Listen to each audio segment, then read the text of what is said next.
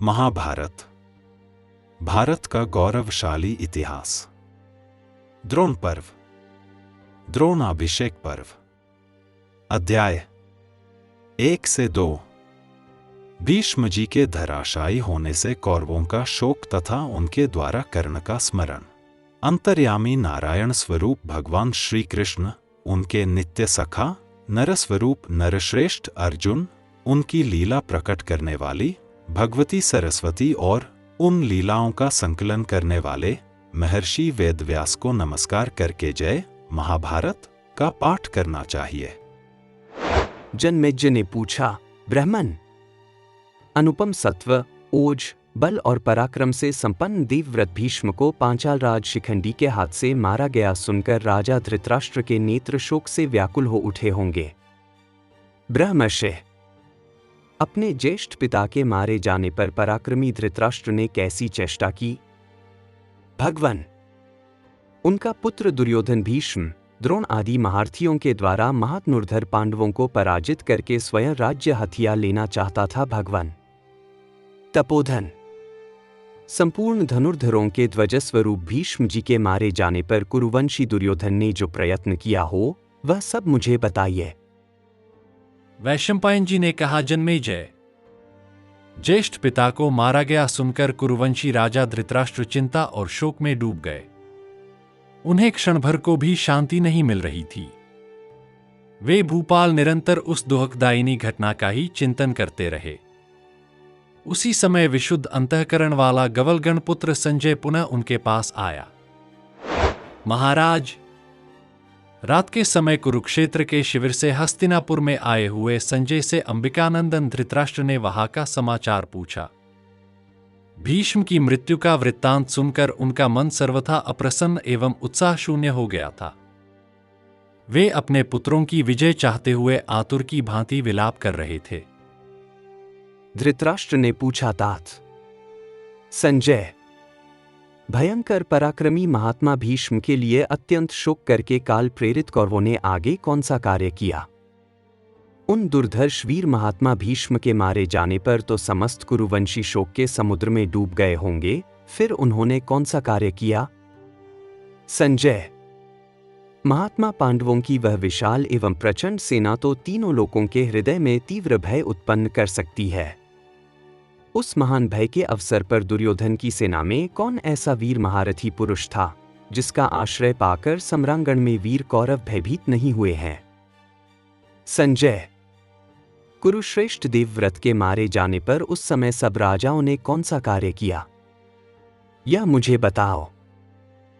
संजय ने कहा, राजन, उस युद्ध में देवव्रत भीष्म के मारे जाने पर उस समय आपके पुत्रों ने जो कार्य किया वह सब मैं बता रहा हूं।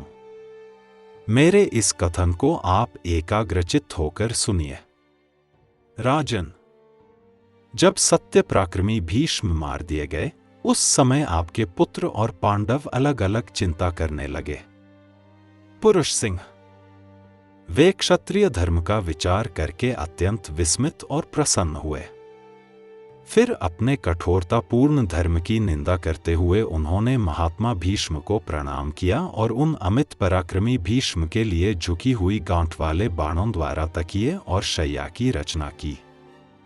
इसी प्रकार परस्पर वार्तालाप करके भीष्म जी की रक्षा की व्यवस्था कर दी और उन गंगानंदन देवव्रत की अनुमति ले उनकी परिक्रमा करके आपस में मिलकर वे काल प्रेरित क्षत्रिय क्रोध से लाल आंखें किए पुनः युद्ध के लिए निकले।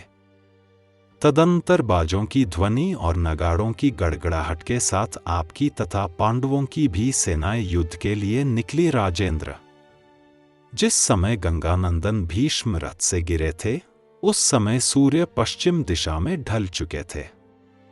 यद्यपि महात्मा गंगानंदन भीष्म ने उन सबको युद्ध बंद कर देने की सलाह दी थी, तथापि काल से विवेक शक्ति नष्ट हो जाने के कारण वे भरत श्रेष्ठ क्षत्रिय उनके हितकर वचन की अवहेलना करके अमर्ष के वशीभूत हो हाथों में अस्त्र शस्त्र लिए तुरंत ही युद्ध के लिए निकल पड़े। पुत्र सहित आपके मोह, अविवेक से और शांतनुनंदन भीष्म का वध हो जाने से समस्त राजाओं सहित संपूर्ण कुरुवंशी मृत्यु के अधीन हो गए हैं।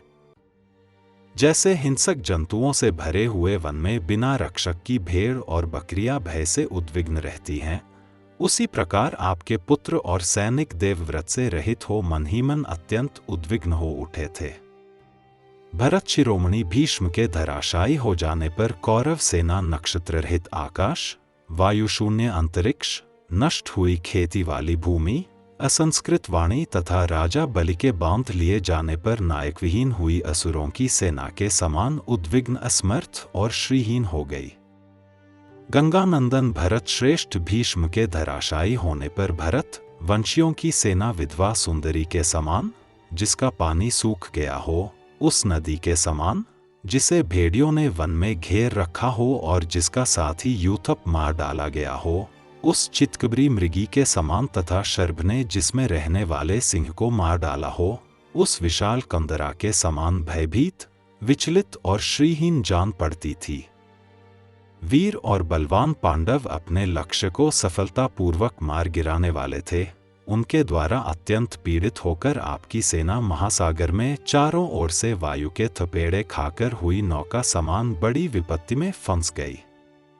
उस समय आपकी सेना के घोड़े, रथ और हाथी सब अत्यंत व्याकुल हो उठे थे। उसके अधिकांश सैनिक अपने प्राण खो चुके थे। उसका दिल बैठ गया था और वह अत्यंत दीन हो रही थी। उस सेना के भिन्न भिन्न सैनिक नरेशगण अत्यंत भयभीत हो देवव्रत भीष्म के बिना मानो पाताल में डूब रहे थे। उस समय कौरवों ने कर्ण का स्मरण किया। जैसे गृहस्थ का मन अतिथि की ओर तथा आपत्ति पड़े हुए मनुष्य का मन अपने मित्र या भाई बंधु की ओर जाता है, उसी प्रकार कौरवों का मन समस्त शस्त्रधारियों में श्रेष्ठ एवं तेजस्वी वीर कर्ण की ओर गया, क्योंकि वही भीष्म के समान पराक्रमी समझा जाता था। भारत। वहां सब राजा कर्ण की पुकार करने लगे। वे कहने लगे कि राधानंदन सूतपुत्र कर्ण हमारा हितैषी है, हमारे लिए अपना शरीर निछावर किए हुए है। अपने मंत्रियों और बंधुओं के साथ महायशस्वी कर्ण ने 10 दिनों तक युद्ध नहीं किया है। उसे शीघ्र बुलाओ, देर न करो। राजन, बात यह हुई थी कि जब बल और पराक्रम से सुशोभित रथियों की गणना की जा रही थी, उस समय समस्त क्षत्रियों के देखते देखते भीष्म जी ने महाबाहु नरश्रेष्ठ कर्ण को अर्धरथी बता दिया। यद्यपि वह 2 रथियों के समान है। रथियों और अतिथियों की संख्या में वह अग्रगण्य और शूरवीर के सम्मान का पात्र है। रणक्षेत्र में असुरों सहित संपूर्ण देवेश्वरों के साथ भी वह युद्ध करने का उत्साह रखता है। राजन, अर्धरथी बताने के कारण ही क्रोधवश उसने गंगानंदन भीष्म से कहा, कुरुनंदन, आपके जीते जी मैं कदापि युद्ध नहीं करूंगा। कौरव, यदि आप उस महास्मर में पांडुपुत्रों को मार डालेंगे तो मैं दुर्योधन की अनुमति लेकर वन को चला जाऊंगा। अथवा यदि पांडवों के द्वारा मारे जाकर आप स्वर्गलोक में पहुंच गए तो मैं एकमात्र रथ की सहायता से उन सबको मार डालूंगा जिन्हें आप रथी मानते हैं। ऐसा कहकर महाबाहु महायशस्वी कर्ण आपके पुत्र की सम्मति ले 10 दिनों तक युद्ध में सम्मिलित नहीं हुआ। भारत। समरभूमि में पराक्रम प्रकट करने वाले अनंत पराक्रमी भीष्म ने युद्ध स्थल में पांडुनंदन युधिष्ठिर के बहुत से योद्धाओं को मार डाला। उन महापराक्रमी सत्य प्रतिज्ञ शूरवीर भीष्म के मारे जाने पर आपके पुत्रों ने कर्ण का उसी प्रकार स्मरण किया जैसे पार जाने की इच्छा वाले पुरुष नाव की इच्छा करते हैं। समस्त राजाओं सहित आपके पुत्र और सैनिक हा कर्ण कहकर विलाप करने लगे और बोले, कर्ण, तुम्हारे पराक्रम का यह अवसर आया है। इस प्रकार आपके महाबली योद्धा लोग राधानंदन सूतपुत्र कर्ण को, जो दुर्योधन के लिए अपना शरीर निछावर किए बैठा था, एक साथ पुकारने लगे। राजन, कर्ण ने जमदग्निनंदन परशुराम जी से अस्त्र विद्या की शिक्षा प्राप्त की है और उसका पराक्रम दुर्निवार्य है। इसीलिए हम लोगों का मन कर्ण की ओर गया ठीक वैसे ही जैसे बड़ी भारी आपत्ति के समय मनुष्य का मन अपने मित्रों तथा सगे संबंधियों की ओर जाता है। राजन, जैसे भगवान विष्णु देवताओं की सदा अत्यंत महान भय से रक्षा करते हैं, उसी प्रकार कर्ण हमें भारी भय से उबारने में समर्थ है। वैशंपायन जी कहते हैं, जन्मेजय, जब संजय इस प्रकार बार बार कर्ण का नाम ले रहा था, उस समय राजा धृतराष्ट्र ने विषधर सर्प के समान उच्छ्वास लेकर इस प्रकार कहा। धृतराष्ट्र ने कहा, संजय, जब तुम लोगों का मन विकर्तन पुत्र कर्ण की ओर गया, तब क्या तुमने शरीर निछावर करने वाले सूत पुत्र राधा नंदन कर्ण को वहां देखा? कहीं ऐसा तो नहीं हुआ कि संकट में पड़कर घबराए हुए और भयभीत होकर अपनी रक्षा चाहते हुए कौरवों की प्रार्थना को सत्य पराक्रमी कर्ण ने निष्फल कर दिया हो? भीष्म के मारे जाने पर युद्ध स्थल में कौरवों के पक्ष में जो कमी आ गई थी, क्या उसे धनुर्धारियों में श्रेष्ठ कर्ण ने पूरा कर दिया? क्या उस खंडित अंश की पूर्ति करके कर्ण ने शत्रुओं के मन में भय उत्पन्न किया? संजय, जगत में कर्ण को पुरुष सिंह कहा जाता है। क्या उसने रणभूमि में शोकार्त होकर विशेष रूप से क्रंदन करने वाले अपने उन बंधुजनों की रक्षा एवं कल्याण के लिए अपने प्राणों का परित्याग करके मेरे पुत्रों की विजयाभिलाषा को सफल किया? इस प्रकार श्री महाभारत द्रोण पर्व के अंतर्गत द्रोणाभिषेक पर्व में धृतराष्ट्र प्रश्न विषयक पहला अध्याय पूरा हुआ। कर्ण की रणयात्रा, द्रोण पर्व, अध्याय 2। संजय कहते हैं, राजन, अधीर्थ नंदन सूत पुत्र कर्ण यह जानकर कि भीष्म जी के मारे जाने पर कौरवों की सेना अगाध महासागर में टूटी हुई नौका के समान संकट में पड़ गई है, सगे भाई के समान आपके पुत्र की सेना को संकट से उबारने के लिए चला। राजन, तत्पश्चात योद्धाओं के मुख से अपनी मर्यादा से कभी च्युत न होने वाले पुरुष प्रवर शांतनु नंदन महारथी भीष्म के मारे जाने का विस्तृत वृत्तांत सुनकर धनुर्धरों में श्रेष्ठ शत्रुसूदन कर्ण सहसा दुर्योधन के समीप चल दिया। रथियों में श्रेष्ठ भीष्म के शत्रुओं द्वारा मारे जाने पर जैसे पिता अपने पुत्रों को संकट से बचाने के लिए जाता हो, उसी प्रकार सूत पुत्र कर्ण डूबती हुई नौका के समान आपके पुत्र की सेना को संकट से उबारने के लिए बड़ी उतावली के साथ दुर्योधन के निकट आ पहुंचा। शत्रु समूह का विनाश करने वाले कर्ण ने परशुराम जी के दिए हुए दिव्य धनुष पर प्रत्यंचा चढ़ा ली और उस पर हाथ फेरकर कालाग्नि तथा वायु के समान शक्तिशाली बाणों को ऊपर उठाते हुए इस प्रकार कहा। कर्ण बोला, ब्राह्मणों के शत्रुओं का विनाश करने वाले तथा अपने ऊपर किए हुए उपकारों का आभार मानने वाले जिन वीर शिरोमणि भीष्म जी में चंद्रमा में सदा सुशोभित होने वाले शशचिह्न के समान सदा धृति, बुद्धि, पराक्रम, ओज, सत्य, स्मृति, विनय, लज्जा, प्रियवाणी तथा अनसूया, दोष दृष्टि का अभाव, ये सभी वीरोचित गुण तथा दिव्यास्त्र शोभा पाते थे। वे शत्रुवीरों के हंता देवव्रत यदि सदा के लिए शांत हो गए तो मैं संपूर्ण वे वीरों को मारा गया ही मानता हूं। निश्चय ही इस संसार में कर्मों के अनित्य संबंध से कभी कोई वस्तु स्थिर नहीं रहती है। श्रेष्ठ एवं महान व्रतधारी भीष्म जी के मारे जाने पर कौन संशय रहित होकर कह सकता है कि कल सूर्योदय होगा ही, अर्थात जीवन अनित्य होने के कारण हम में से कौन कल का सूर्योदय देख सकेगा, यह कहना कठिन है।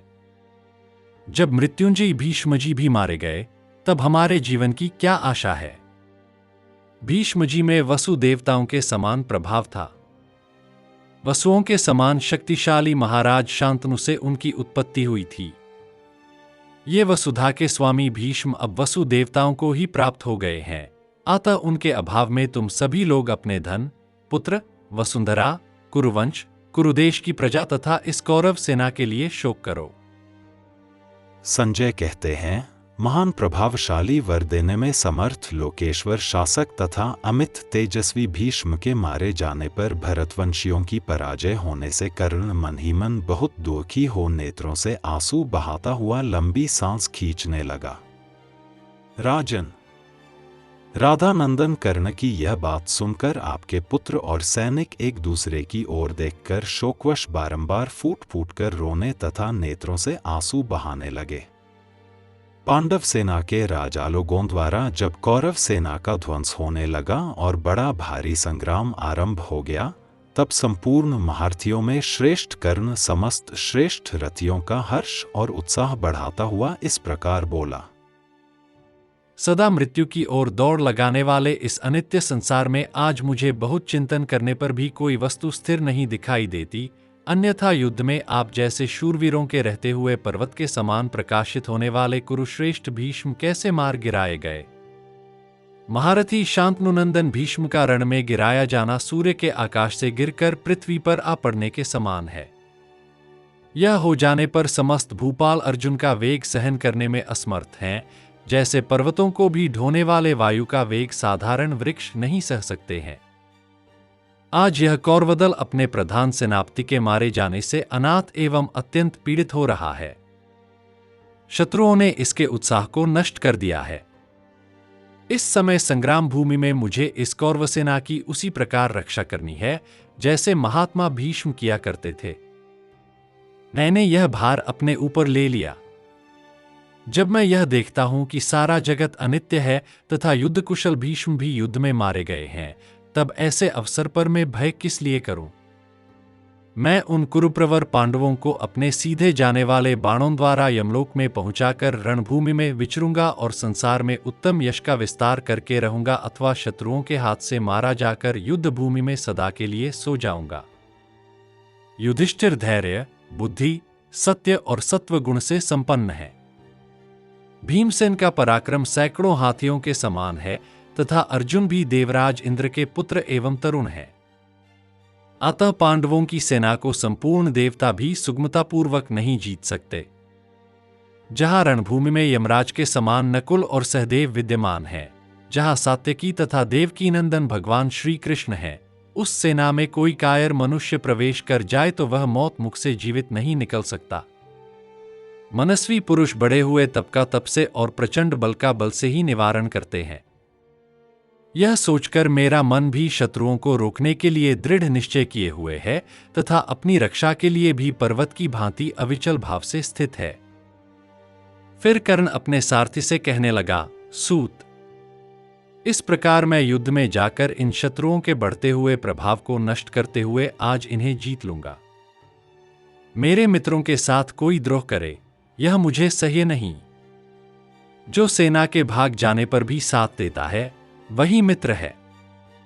या तो मैं सत्पुरुषों के करने योग्य इस श्रेष्ठ कार्य को संपन्न करूंगा, अथवा अपने प्राणों का परित्याग करके भीष्म जी के ही पथ पर चला जाऊंगा। मैं संग्राम भूमि में शत्रुओं के समस्त समुदायों का संहार कर डालूंगा, अथवा उन्हीं के हाथ से मारा जाकर वीरलोक प्राप्त कर लूंगा। सूत, दुर्योधन का पुरुषार्थ प्रतिहत हो गया है। उसके स्त्री बच्चे रो रो कर त्राहि त्राहि पुकार रहे हैं। ऐसे अवसर पर मुझे क्या करना चाहिए, यह मैं जानता हूं। अतः आज मैं राजा दुर्योधन के शत्रुओं को अवश्य जीतूंगा। कौरवों की रक्षा और पांडवों के वध की इच्छा करके मैं प्राणों की भी परवाह न कर इस महाभयंकर युद्ध में समस्त शत्रुओं का संहार कर डालूंगा और दुर्योधन को सारा राज्य सौंप दूंगा। तुम मेरे शरीर में मणियों तथा रत्नों से प्रकाशित सुंदर एवं विचित्र सुवर्णमय कवच बांध दो और मस्तक पर सूर्य के समान तेजस्वी शिरस्त्राण रख दो। अग्नि, विष तथा सर्प के समान भयंकर बाण एवं धनुष ले आओ। मेरे सेवक बाणों से भरे हुए 16 तरकश रख दें, दिव्य धनुष ले आ दें, बहुत से खड्गों, शक्तियों, भारी गदाओं तथा सुवर्णचित विचित्र नाल वाले शंख को भी ले आकर रख दें। हाथी को बांधने के लिए बनी हुई इस विचित्र सुनहरी रस्सी को तथा कमल के चिन्ह से युक्त दिव्य एवं अद्भुत ध्वज को स्वच्छ सुंदर वस्त्रों से पोंछकर ले आवे। इसके सिवा सुंदर ढंग से गुंथी हुई विचित्र माला और खील आदि मांगलिक वस्तुएं प्रस्तुत करें। सूतपुत्र, तुम शीघ्र ही मेरे लिए श्रेष्ठ एवं शीघ्रगामी घोड़े ले आओ, जो श्वेत बादलों के समान उज्ज्वल तथा मंत्रपूत जल से नहाए हुए हों, शरीर से हृष्ट पुष्ट हों और जिन्हें सोने के आभूषणों से सजाया गया हो। उन्हीं घोड़ों से जुता हुआ सुंदर रथ शीघ्र ले आओ, जो सोने की मालाओं से अलंकृत, सूर्य और चंद्रमा के समान प्रकाशित होने वाले विचित्र रत्नों से जटित तथा युद्धोपयोगी सामग्रियों से संपन्न हो। विचित्र एवं वेगशाली धनुष, उत्तम प्रत्यंचा, कवच, बाणों से भरे हुए विशाल तरकश और शरीर के आवरण, इन सबको लेकर शीघ्र तैयार हो जाओ। वीर, रणयात्रा की सारी आवश्यक सामग्री, दही से भरे हुए कांस्य और सुवर्ण के पात्र आदि सब कुछ शीघ्र ले आओ। यह सब लाने के पश्चात मेरे गले में माला पहनाकर विजय यात्रा के लिए तुम लोग तुरंत नगाड़े बजवा दो। सूत, यह सब कार्य करके तुम शीघ्र ही रथ लेकर उस स्थान पर चलो जहां किरीटधारी अर्जुन, भीमसेन, धर्मपुत्र युधिष्ठिर तथा नकुल सहदेव खड़े हैं। वहां युद्धस्थल में उनसे भिड़कर या तो उन्हीं को मार डालूंगा या स्वयं ही शत्रुओं के हाथ से मारा जाकर भीष्म के पास चला जाऊंगा। जिस सेना में सत्यधृति राजा युधिष्ठिर खड़े हों, भीमसेन, अर्जुन, वासुदेव, सात्यकी तथा संजय मौजूद हों, उस सेना को मैं राजाओं के लिए अजेय मानता हूं। तथापि मैं समरभूमि में सावधान रहकर युद्ध करूंगा और यदि सबका संहार करने वाली मृत्यु स्वयं आकर अर्जुन की रक्षा करे तो भी मैं युद्ध के मैदान में उनका सामना करके उन्हें मार डालूंगा अथवा स्वयं ही भीष्म के मार्ग से यमराज का दर्शन करने के लिए चला जाऊंगा। अब ऐसा तो नहीं हो सकता कि मैं उन शूरवीरों के बीच में न जाऊं। इस विषय में मैं इतना ही कहता हूं कि जो मित्रद्रोही हो, जिनकी स्वामी भक्ति दुर्बल हो तथा जिनके मन में पाप भरा हो, ऐसे लोग मेरे साथ न रहें।